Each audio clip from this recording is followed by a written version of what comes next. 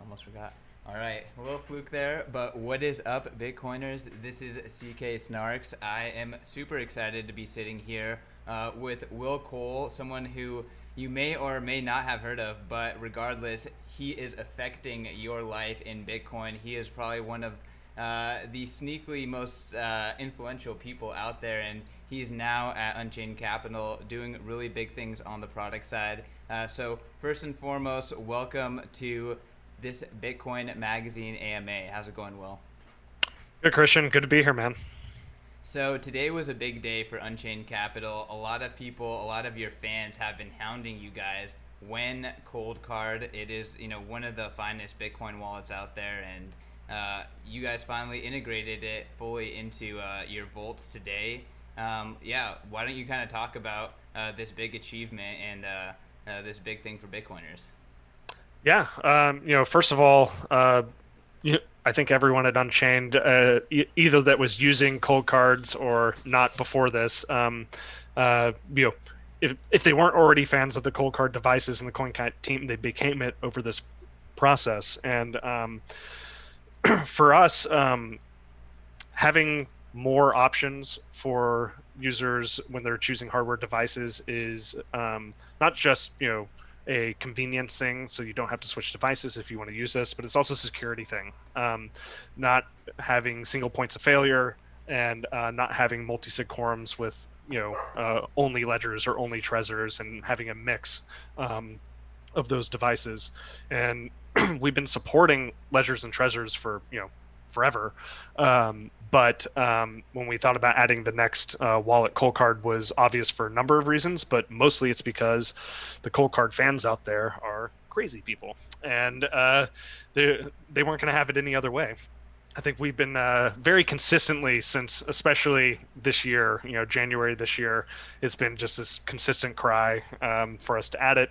And of course, that's the number one responsibility we have is when our customers want something, we need to go build it for them. They had to wait a little bit longer than your typical, wallet integration, though, because Cold Card's very different than most other hardware wallets out there. Everyone knows about, or not everyone knows, but let's just say, the obvious thing is PSBT. Ledgers and Treasures aren't, using PSBT standard. Cold Card is. It was the first wallet to do so. We had to teach our application how to speak PSBT. But even that wasn't the big part. The biggest part was just that everything Cold Card does is XPub based.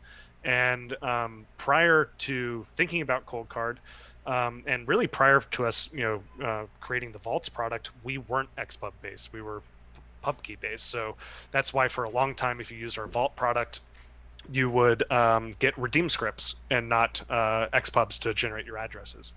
And so the first thing we had to do was we had to re-architect a lot of Unchained Capital, both on the Vault and loan side, to be ready for Cold Card. There were a lot of reasons to move over to XPub-centric product keys, but I'd be lying if Cold Card support was not a contributing factor to that. And but it also came with a lot of benefits. So before we did Cold Card, we did the XPub re-architecture. And when we did the XPub re-architecture, we changed the nature of our external spending with Caravan. We upgrade, so our Vault customer had a much easier time with the UX of sovereign recovery from their vaults. And then we started getting into the PSBT world and Cold Card. So for anyone who was waiting patiently, I appreciate it. There's a little bit of color on why it wasn't as easy as just adding another hardware wallet. There were a lot of things that went on in the background, but yeah, I mean, we're thrilled to be supporting Cold Card. We have a lot of current customers who are going to be replacing keys right away, and a lot of people that were sitting on the sidelines waiting to switch over here once we had the support. So have to do a shout out to Rodolfo and the CoinKite team. We went to them with a lot of questions, and they were always very, very quick with responses. They supported the integration from the onset, and I'm just happy for our customers to finally get what they were wanting. Yeah, and as a Unchained Capital user and user of Cold Card, I'm excited to make my quorums even more robust and add that additional hardware wallet into there. So super excited for that. I want to talk specifically, and maybe this is a nuance, but to support Cold Card, you kind of have to re-architect how you guys had built the multi-sig setup. I think that there's probably a lot of like long-term benefits from doing that. Can you talk about like what's the difference there, and is that format, do you think, is going to become a standard moving forward that you guys can rely on and build on? Yeah, so I would say it's more of a historical accident that we weren't already kind of in the architecture that we needed to support Cold Card.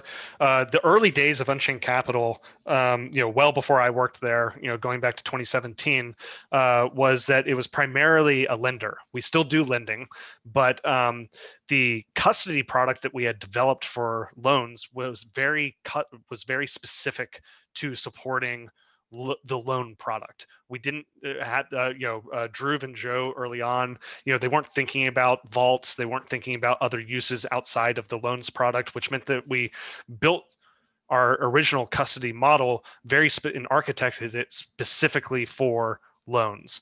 And so I guess when you ask the question, like, do you think more people will architect this way? I think that more people are starting from this point to begin with, where we didn't really have a reason to, and there were good reasons to architect it the way we did when loans was the only thing.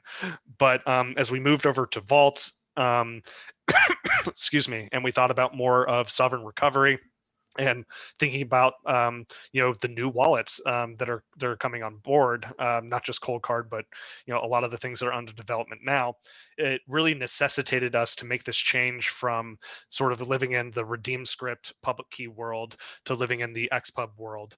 And I don't think if you're a user of Electrum, if you use other multisig wallets, you're probably already kind of used to that, right? And the reason this was tougher for us is that we just had to go fix a lot of things before we were, sort of cold card ready. Um, but it did, it cold card wasn't the only thing that it benefited. It benefited our vaults product, the information we can share for recovery with our users. The biggest change there is that if you were using an Unchained vault, you know, 6 months ago before we were fully on Xpubs, then every time you spent from that vault, you would be generating a new address and you'd be getting a new redeem script, right?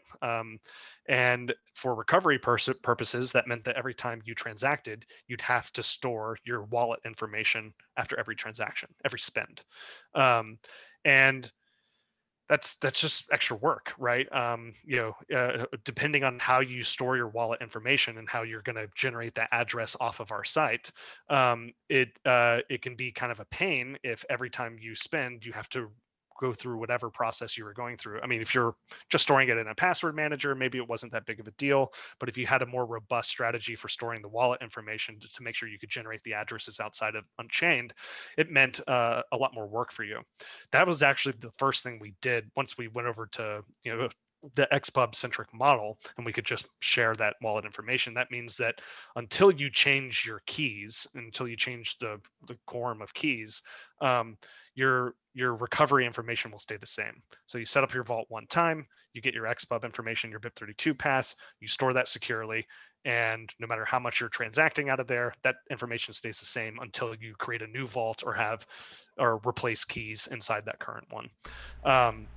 So that was kind of a long way of answering this, that the way we did this here, like that core architecture question, I think that most companies and most products that are building multi-sig type products would start from this point now. But there's some other kind of implementation details that I think that we got right here on how we did the PSBT implementation, specifically what information we're passing around in those PSBTs.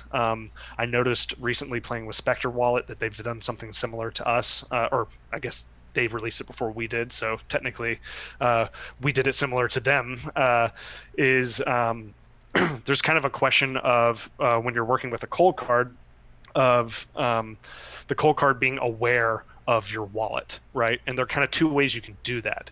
You can either initialize the wallet on the cold card to start out with, which is a one-time sort of setup cost that you have to do, which is essentially the exact same information that I was just mentioning in the external spend. It's getting all those Xpubs, and you can set it up on your cold card one time, or you can not set up on your cold card, initialize your cold card, so to speak, and every time you spend, you can pass the Xpubs with the transaction information to the cold card so it can recognize the wallet and then do its signing business. And we went with the former, where you would initialize the wallet off the bat. I do think that this will become more normal over time. That the idea of passing around Xpubs in every single transaction and every PSBT file that you're creating and sending back to the cold card device or any PSBT device in the future will kind of go out of favor.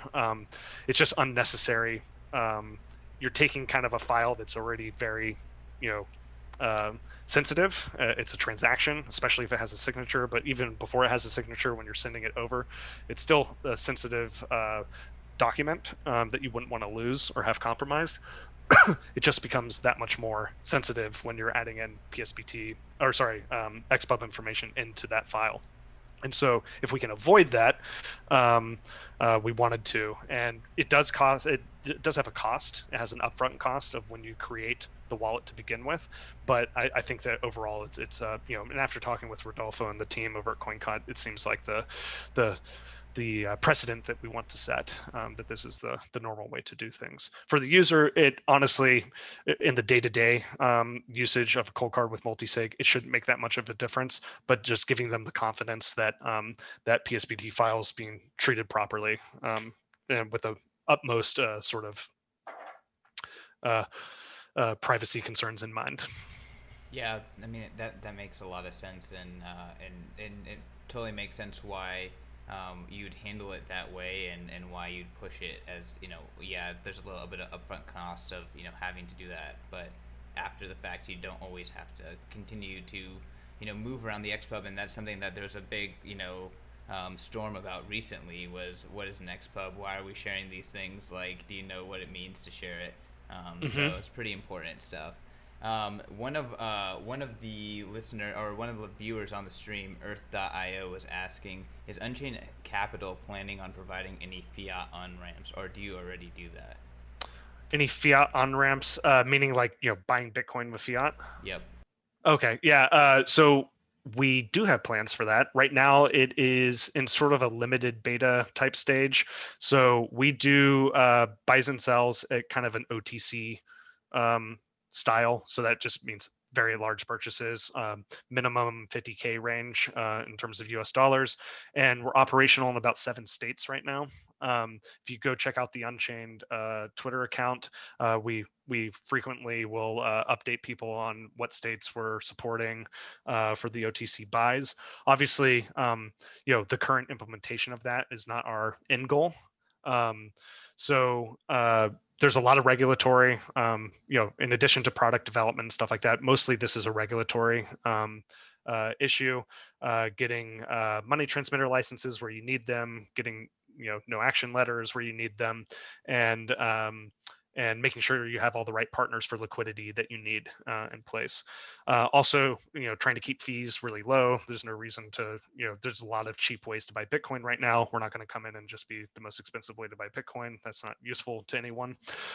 So what we want to do is, what we did with the OTC buying originally is, the tagline that I want people to hear is buying Bitcoin directly to cold storage with keys that you control. Now that's kind of a mouthful, but it really is something that I've been wanting for a long time personally, and I know that will resonate with people. Is that you're just taking out another layer of counterparty risk.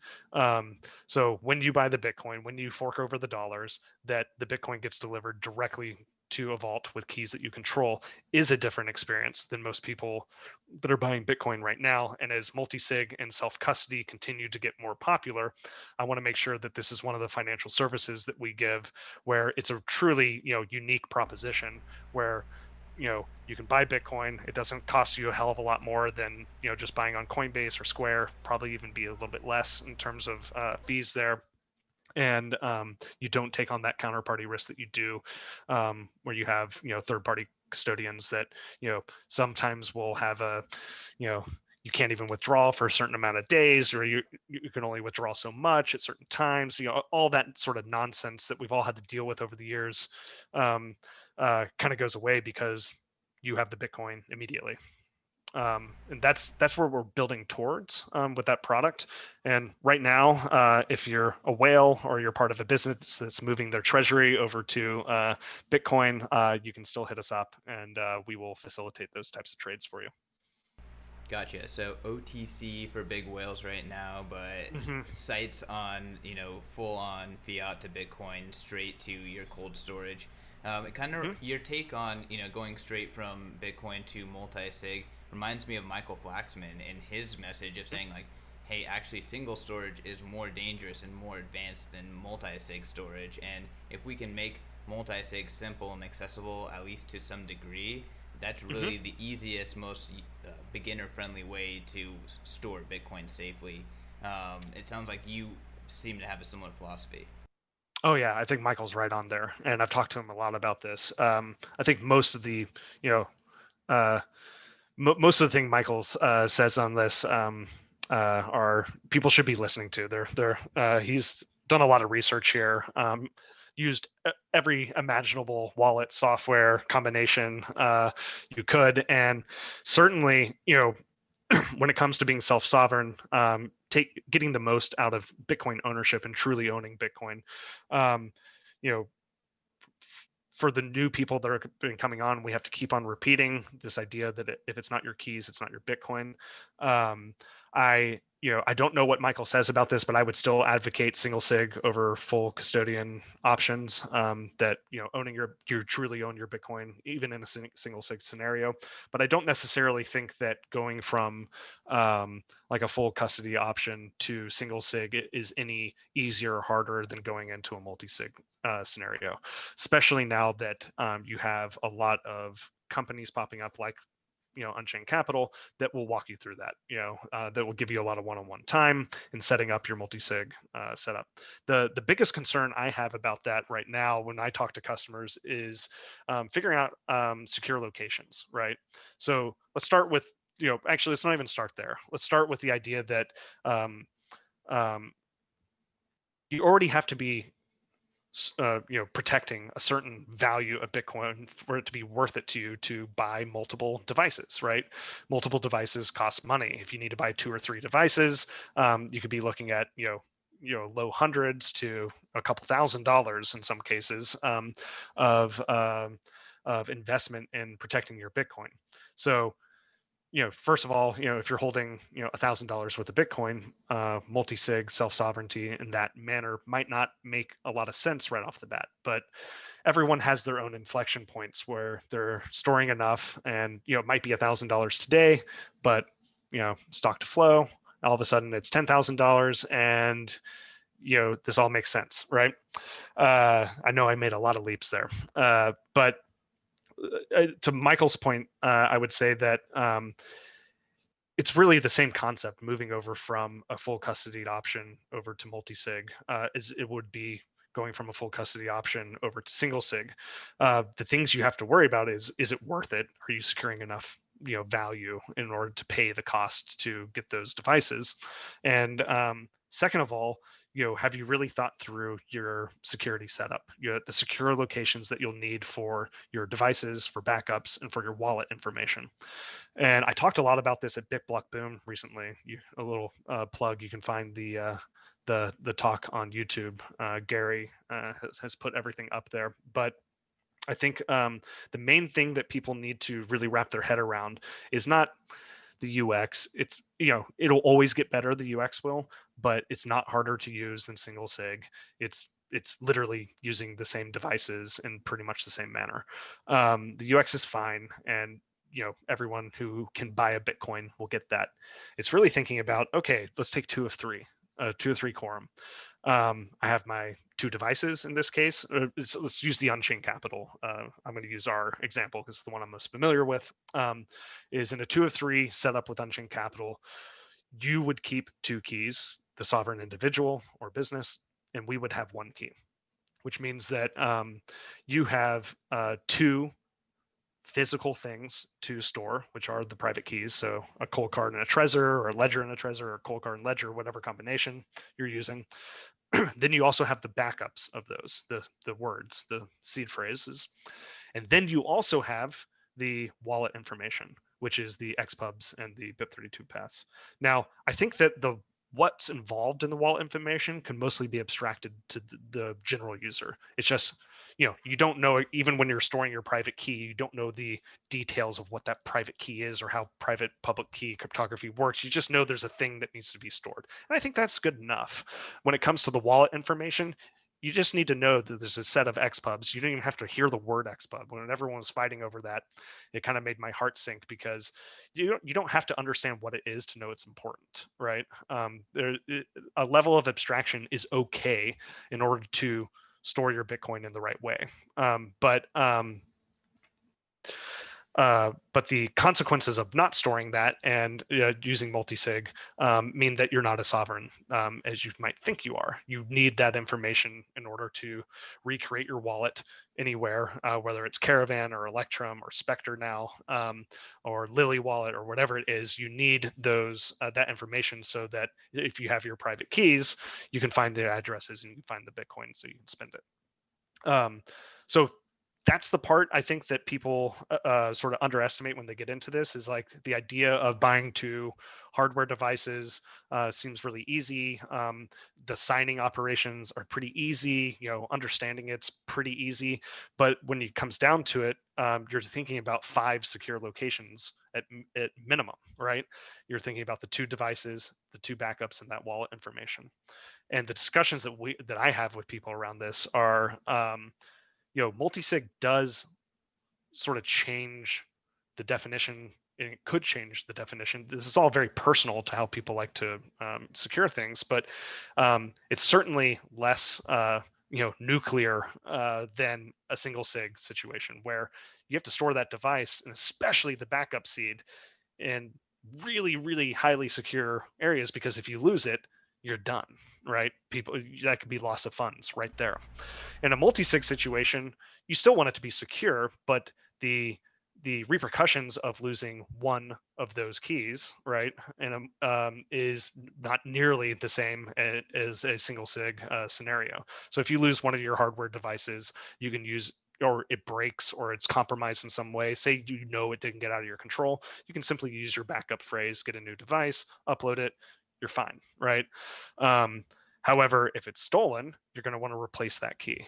And but even that one thing being stolen, the repercussions are, the stakes are pretty low. You just have to go sweep your funds into a new quorum with keys that you control, and it's not a big deal. That wallet information, though, I think is an underappreciated part of this. It's easy for people. You can explain it in 10 seconds. Instead of one key, there are multiple keys. Instead of one signature, you need 2 of 3. People get that pretty quickly. But if you can't find the wallet, none of those private keys are going to do you any good. If you can't find the addresses, and that's where the whole XPub thing, debate comes in. Yeah, that's the tricky part, right? And I'm certainly of the opinion that I'd love to explain XPubs to people that want to understand them. But at the end of the day, just knowing that, like the private keys, it's really important, and that you should, if you're using a coordinator like Unchained, you should download that information.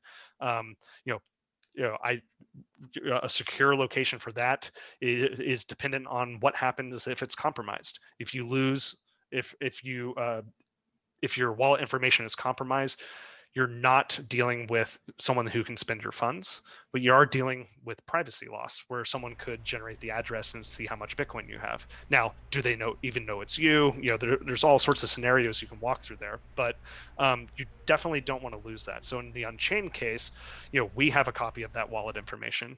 We encourage you to make a copy of that wallet information, and you can store that however you want, whether that's a password manager, encrypted file on your computer, print it out in a safe, etched into steel. There's a lot of things you can do there, but knowing the repercussions of what losing it are is important in making that decision. Do you have a favorite way of storing that? I don't have a good way of storing it quite yet. It's a new factor in my cold storage. Yeah. So I have a physical copy that I keep in a very safe place that I've printed out in a responsible manner. And I have a digital copy in an encrypted file that I keep not on my normal computer.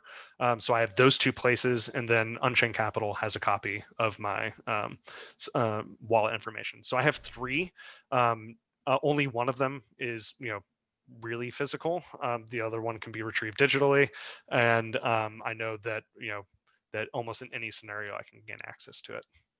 Not to tell people how to do it, but I would consider a password manager with secure notes to be a reasonable place. Some people might not want to do that, and I think that's okay. But I think that for most people, that would be a reasonable place to keep this type of information. Yeah, I mean, just because you said at minimum there's 4 secure places, but if you're doing what you're doing now, there's 6, right? And that's not even talking about a 3 of 5 or something like that. Mm-hmm. Yeah, and the more keys that you have, the more secure locations that you need. Again, though, your definition of secure location can change based off the fact that if you're in a 3 of 5, maybe I'm looking around. Maybe you have some desks that has a lock on it, and for one of the keys, that's okay. If you lose that, someone breaks into your house, takes that, they don't really get much, but you have it for signing purposes. Your phone could be considered secure in that scenario. I wouldn't for most things, but the larger the quorums, the lower the typically you think of the qualifications of a secure location become. So I want to pivot this a little bit, and we have some good questions, and I promise to the viewers that we'll get to them. But when the Yeah. conversation flows that way, you mentioned you mentioned sovereign companies and sovereign individuals, and Hmm. really what I see with your Vault product is that is a sovereignty as a service type of a product. So I'm Hmm. curious how you view what does it mean to be sovereign. Why is sovereignty important and to you in Unchained, and I guess wherever else you want to take that. Yeah. Yeah. I have a. How long do we have? I'll give a simple definition: is that if you hold the keys to the Bitcoin, then you are sovereign. Uh, sorry, if you're the only person who holds the keys that can sign for the transaction, then you are sovereign. Whether that's one, two, three, four, or five, if you're the only person with access to spend, then you're in a sovereign situation. So if it's two of three, you need two of the keys, and someone else cannot have two of the keys. If you're in three of five, you need three of the keys, and someone else can't have three of the keys. And you would be in a sovereign setup as an individual. As a company, um, to avoid single points of failure, multisig makes just I can go on forever here, but just in the definition, it would be that your company has two of the keys, not necessarily an individual, and no one else does, or three of five or five of seven or whatever that might be. So that's the definition. Um, in terms of why you would want this, I'll give you an anecdote. Now that my mother-in-law has come out of the closet as a Bitcoiner and has been making the rounds on she was on Marty's podcast recently and has done some interviews on this. I can tell you a story about her buying Bitcoin. And just for That people who don't know who your mother-in-law is, who's your mother-in-law? Oh, my mother-in-law's Cynthia Lummis. She's a candidate for Senate in Wyoming right now, and recently has been talking about her Bitcoin ownership and her own Bitcoin story.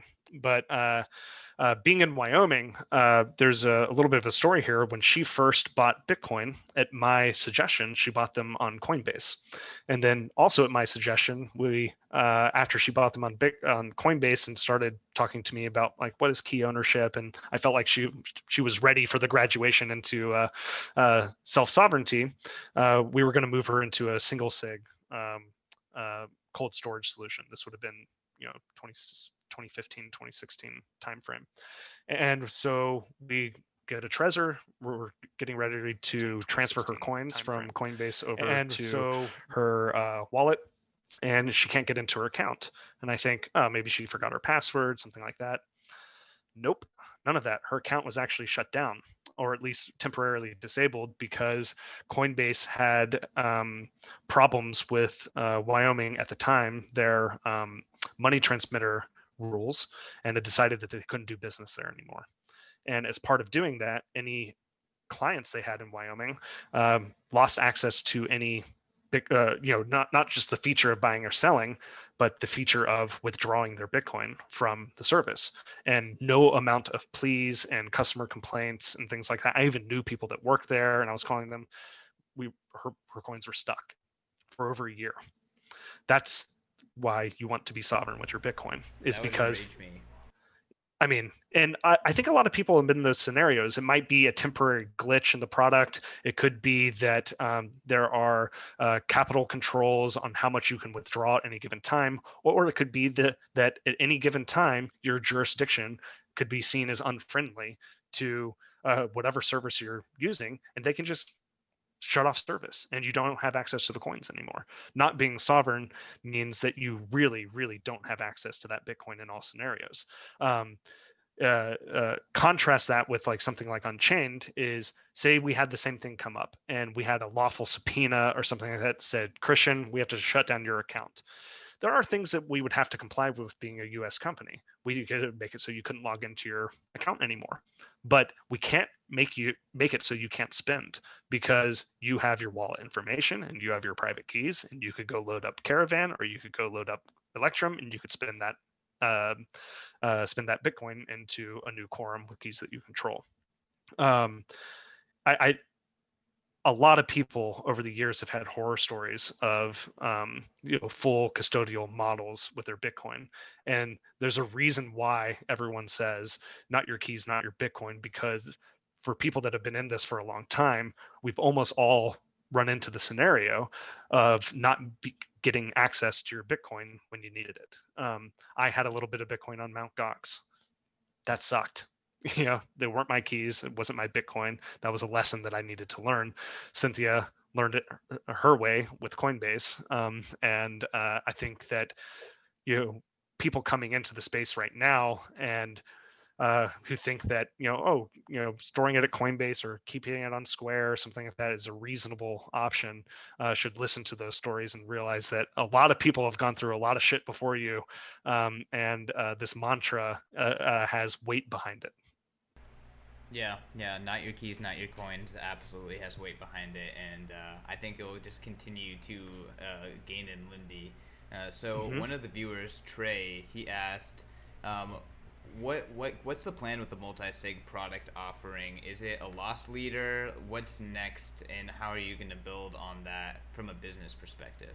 I don't really think of it as a loss leader, but it isn't something that, I look at the future of multisig and I don't see people paying for multisig software necessarily. So the plan we have at Unchained is that custody is really at the center of a lot of financial services products, whether that be buying Bitcoin, whether that be inheritance things, whether that be loans, whether that be anything you can think of in that realm of things, and that custody is a key question that anyone trying to offer a financial service in the Bitcoin world has to think about off the bat. And so what we look at it as is that multisig is just a tool in order to build those financial service products off of. It is a way for us to be comfortable offering the best possible product to our customers, whether we're giving them a loan, whether we're helping them store their Bitcoin over long periods of time, or whether we're helping them obtain the Bitcoin to begin with. But we don't plan on charging simply for holding Bitcoin. The storage, the custody itself is not something that we, mostly because I don't think in the future we're going to be able to. That there's just, if we're doing this now, everyone is going to be doing multisig in the future. Every type of wallet you can imagine will be doing it. Any financial services company, any bank that's getting into this with an SPDI in Wyoming or anything like that, they're all going to be using multisig, and that's not what people are going to be paying for. The only thing that we will charge for is when you need us to provide a service in your custody. Something like, you have two keys, one of them super cold, you need us to countersign.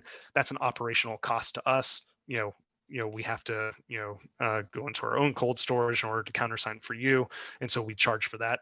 But just storing it, no, that's free now for individuals. It's even free for businesses with single owners. So I guess the follow up to that is what's next? What do you think people will pay for? People that are custodying their funds within your ecosystem. They're going to be paying for these other financial services. So we do take a spread on when we sell Bitcoin. We're going to be charging for collaboration. So we're building a lot of custom software for both individuals and businesses. Right now it's just for businesses, but that'll come out for individuals as well, where what they're paying for is not multi-sig. What they're paying for is everything that we build on top of multisig. So trying to match, say, a business's financial controls, what they do in fiat, making sure that they have no single points of failure, and building software that facilitates that type of work really well in the Bitcoin world. So what that could look like is in our business accounts right now, you can distinguish between people who have signing access, administrators, and people who have view only access, who can see certain things but can't actually sign. Even if they had the key, their account is not capable of signing. But getting really granular with these types of controls. So it could be just a signing permission, but also an authoring permission, someone who can construct the transaction. There could be a broadcast and reviewing permission, someone who can sign, but they can't broadcast to the mempool. It takes someone else and another control in order to do that. These are the types of features on top of multisig that we want to charge for. That's sort of key to our understanding of collaborative custody and what I think both high net worth individuals and businesses are going to need around multisig. Awesome. That makes a lot of sense. So I guess I planned on asking this at the beginning, but I got distracted with the cold Yeah. card news. But a lot of really bullish stuff is happening everywhere, from multi-sig, things like Unchained Capital, things like Spectre becoming ubiquitous, to huge companies, public companies saying, hey, we're going to put some of our cash reserves or all of our cash reserves into Bitcoin. What are you bullish about? What are you getting excited about right now, being a Bitcoiner, being at Unchained Capital? Well, I have to say that my answer today would pretty much every day for the past, 8-9 years have been about the same. I'm extremely bullish right now. This has been a really big year for multisig, not just at Unchained Capital, but all the different tools that you can use that are open source. It's becoming easier to use. I think the understanding of why you an individual would want to use multisig through the stuff that Michael Flaxman's been doing has also been really big. It's hard not to be bullish on multisig right now. I see it in our own metrics, and I think just sort of following the space that this year was kind of a turning point of people understanding why it's important, and there being a lot of consensus on the idea that if you're storing large amounts of Bitcoin or large dollar amounts of Bitcoin, that multisig is the preferred way to store that coin. And I think that I say high net worth individuals sometimes because there is a cost to doing that with the hardware that you need to buy and everything. But even if people are sitting on $1,000 worth of Bitcoin right now and not planning on buying more, or they can't buy more, is that I see a future in which that $1,000 worth of Bitcoin is going to become $10,000 worth of Bitcoin, is going to become $100,000 worth of Bitcoin, and that they're going to, by necessity, start looking at multi-sig options, because you don't want to be storing $100,000 worth of Bitcoin in single sig or in a full custodial manner. So yeah, I'm really bullish. We released Caravan, the open source multi-sig coordinator, to really optimize the sovereign recovery story for Unchained, but also just to bring another multi-sig, open source product into the world. And when we did that, really the default was Electrum, and Electrum's awesome because it does so many things, but that can also be its detriment, is that it does so many things. And so we really just focused on a narrow use case of building and spending from a multi-sig wallet. But seeing things like Spectre, seeing things like Lily Wallet, pop up, those are bullish signs, not just for multisig, but for Bitcoin in general, that it's going to be easier for you to be a sovereign individual and to really take advantage of the core, what it means to own Bitcoin. For businesses going into it, though, I think every podcast and every interview in the last 3 weeks has included Microsailor's move and Square's move. But the bullish thing for me is not just that they're leading the way here, and I'm really happy to see that happen.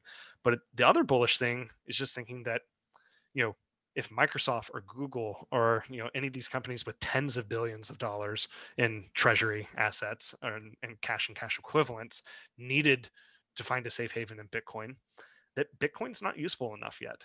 Bitcoin has to be, the I disagree very much with people who say that the price of Bitcoin doesn't matter, or that it's not an important or interesting aspect of Bitcoin, and that they're all in it for the tech and all these things is nonsense. The value of Bitcoin is extremely important in how useful it is. It's one of the most important things.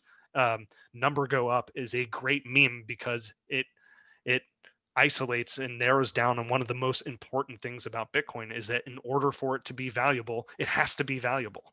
And in order for it to give value to someone like Microsoft to store their treasury assets in, it has to be on the market cap basis a hell of a lot more valuable than 200 or 250 billion dollars.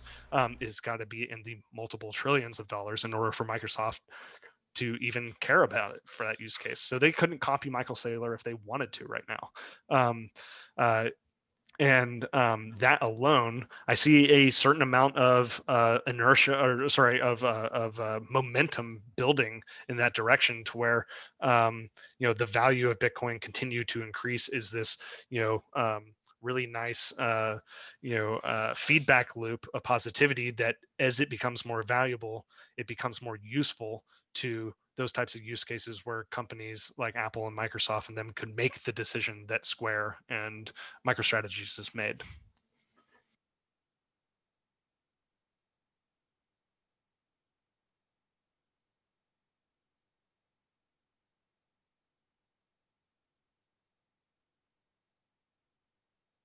Hmm.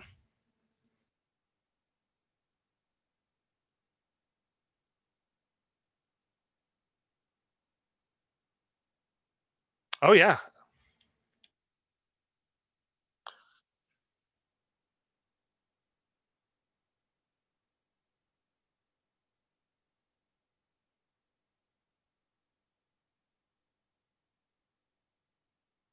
I mean, what are you bullish about? I mean, is this the most bullish thing? I mean, this is the most bullish thing I've seen in the last 2 years. Is that it's being used for this purpose? Like, what do you think about it?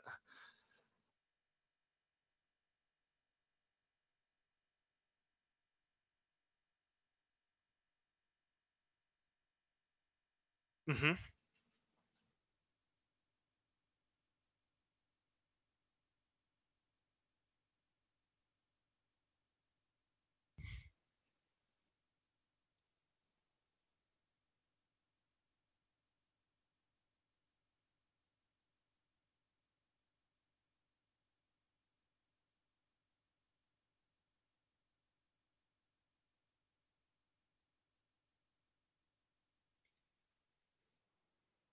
Hmm.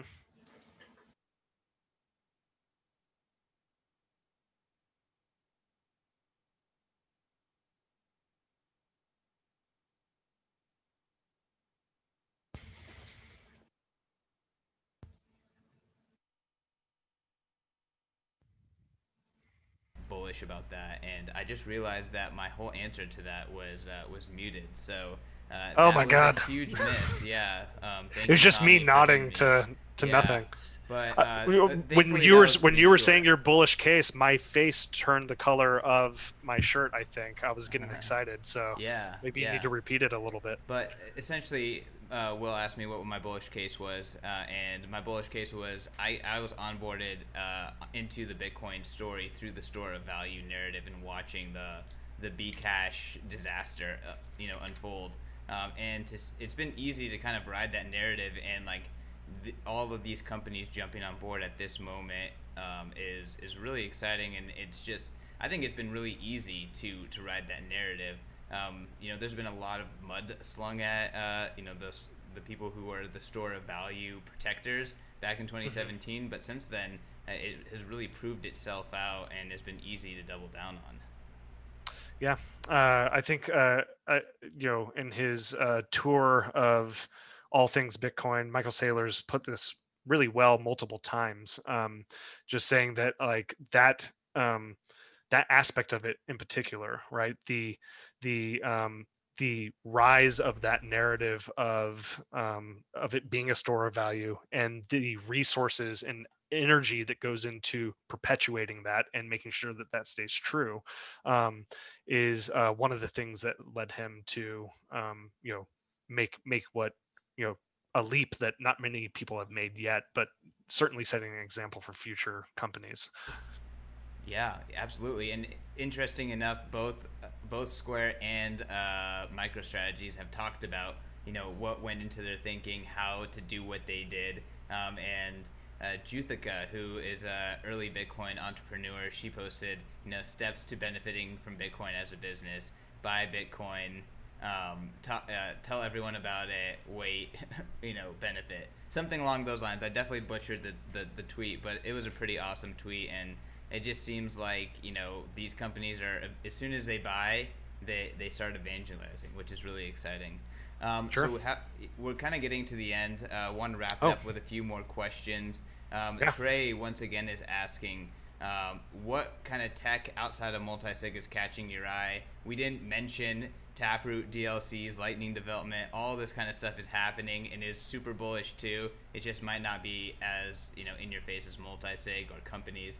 But what other things from the technical side are you getting excited about with hmm Bitcoin? Yeah, I mean, I'll start with Lightning. We're not using it yet at Unchained, although we are talking to people at Lightning about it, both in terms of just facilitating transactions. At a financial services company, of course, you're going to be facilitating transactions. So I'm always keeping an eye on what's happening on the Lightning projects and the various implementations there, and continue to be impressed that there's so many people that have taken what I consider just one of the absolute hardest problems you could possibly try to solve, and that there are so many cheats and ways to undermine Bitcoin's core value proposition of being decentralized to get faster payment rails, more throughput, and that they have been unwilling to compromise those base layer things. They took on just a ridiculously hard project, and they're making ridiculously awesome progress there. So Lightning Network is continues to be not just as an individual who's excited about Bitcoin, but as someone who knows that their own company is going to need to take advantage of those emerging technologies and the companies building on it. Excited there. I am excited about Taproot. There's aspects of it that frustrate me, knowing that some of our UX for how you do multisig with Taproot and Schnorr will be made more difficult, and we'll have to work around those things. But you know as I understand it, at least the underlying benefit that I've focused in on is the gains in privacy you get as a multi-sig user. The idea that multi-sig transactions and single-sig transactions are look the same on the blockchain, and you're not outing yourself as a multi-sig user when you're transacting using a multi-sig wallet, is something that I'm definitely looking forward to there. Awesome. Awesome. Yeah, I'm excited to see what happens with Schnorr, and I do know that there's a key difference between how you can aggregate signatures with that and ECDSA. hmm So I'm sure, there may be a new standard, to re-architect vaults with in the future. So I'm sure you're super excited about having to go through that potentially again. But the nice Hey, thing about Bitcoin is that you don't like you can use them both. Like when yeah. Schnorr comes out, that doesn't mean that ECDSA is like Oh, of course. doesn't Yeah. work on It Bitcoin anymore. it doesn't invalidate any of the companies doing multi-sig in the way they're doing it. It's backwards compatible. We can continue to do what we're doing, but certainly we'll be looking into how to take advantage of Taproot and Schnorr, and all the benefits it could bring to multi-sig users.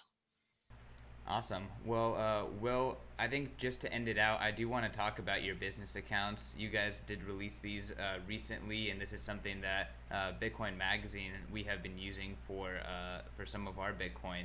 hmm It does seem to really be timed well with this new trend of businesses buying Bitcoins. But why don't you kind of give us the pitch about these business accounts? What makes them special? Well, why should a company, instead of going to one of these custodians, consider collaborative custody? All those questions. Yeah. I'll answer that by saying I think that there's basically a three-layer approach that I think of when I think of companies owning Bitcoin. The first is they have to be bought in on the base layer. They have to understand Bitcoin to a certain extent, and they have to believe that it's going to hold its value, or else they wouldn't be putting their treasury in there. And to do that, there's tons of resources and uh, things for people to make that first jump. The next thing is how they want to custody it. I think that businesses have the very similar reasons as individuals to want to be sovereign over their own treasury, over their own assets. I think that there are disturbing trends, macro trends around censorship of businesses being cut off from the financial world that should concern all businesses, whether you've been targeted with that type of censorship or not. And knowing that while there are very few, if any, alternatives in the fiat world to avoid that type of censorship, in Bitcoin, it comes baked in.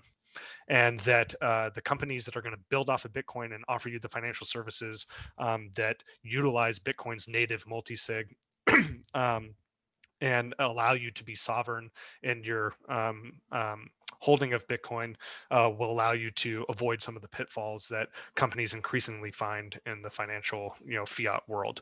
But at the core of a business using holding Bitcoin and using multisig in order to do it, first of all, I think a business is absolutely crazy not to be using multisig and collaborating, because the whole point of multisig is to get rid of single points of failure at the very, very heart of it. Even as an individual, you're trying to make sure that your storage solutions don't have these single points of failure.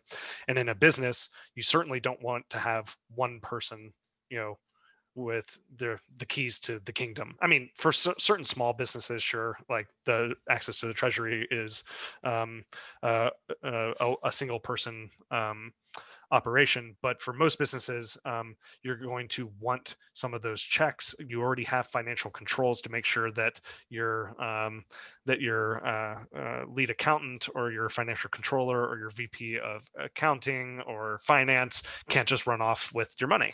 And what I see our job and what we're starting to do with business accounts here is taking advantage of that first layer, right? The Bitcoin native multisig, and connecting it to the world of financial controls and corporate governance. So all the things that would enable you to have something that looks familiar to what you're doing in the fiat world, but takes advantage of the inherent properties of Bitcoin. So if you need 3 people to sign off on a transaction, and even in the fiat world, we want to make sure that you still have that ability to have those controls in place in the Bitcoin world. So with our business accounts, it's it's the fun stuff with Bitcoin. It's multisig, it's vaults, it's all the things that you get as an individual. And then we have to do the boring software work of building an access control list and permissioning systems to make sure that you can only do certain things in software to make sure that there's not a single point of failure. And furthermore, you could argue that, like, well, couldn't they just go, if off to Caravan or Spectre to spend? And it's like, you still have the physical security. You don't want a single person having access to both private keys. You don't want someone having access to both private keys and the wallet information, because those are all the things that they would need in order to go out of the Unchained universe and spend the coins. So there's still corporate governance and financial controls that have to be put in place in the physical world, but then we will mimic through software all those controls that you need in order to feel safe that there are no single points of failure inside of your company. I think that for those reasons, you'll see more companies doing what we're doing here. I'm glad to have a head start on it, connecting that that core Bitcoin multisig with those financial controls through software.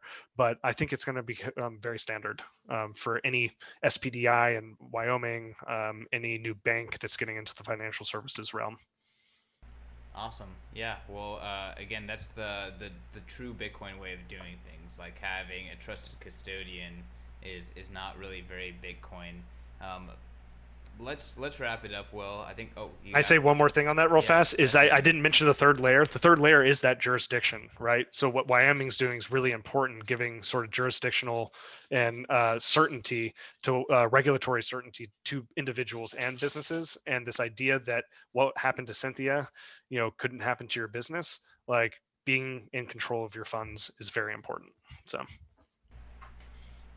Absolutely, absolutely. Not your keys, not your coins. We don't have to yeah, say it. We don't have. I mean, I guess we can't say it enough, but yeah.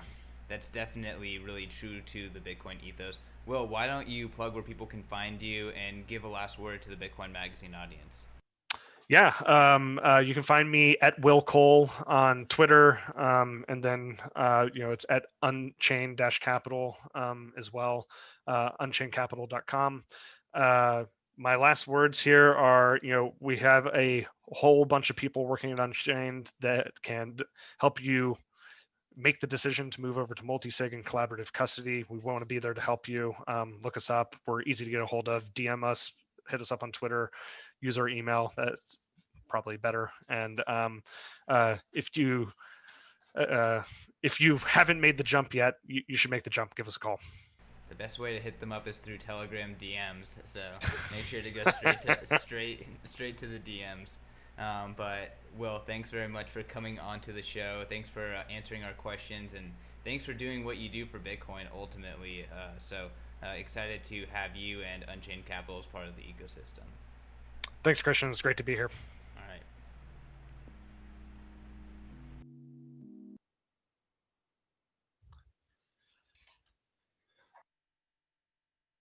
Nice. Yeah, that flew by.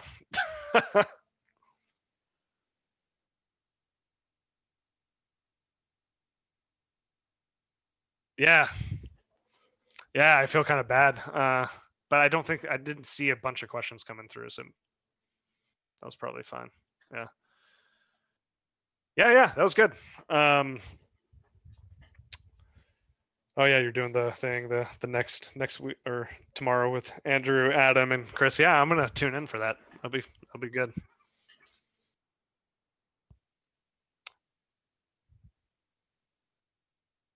Apparently my audio is still on. Someone just told me. Just so you know.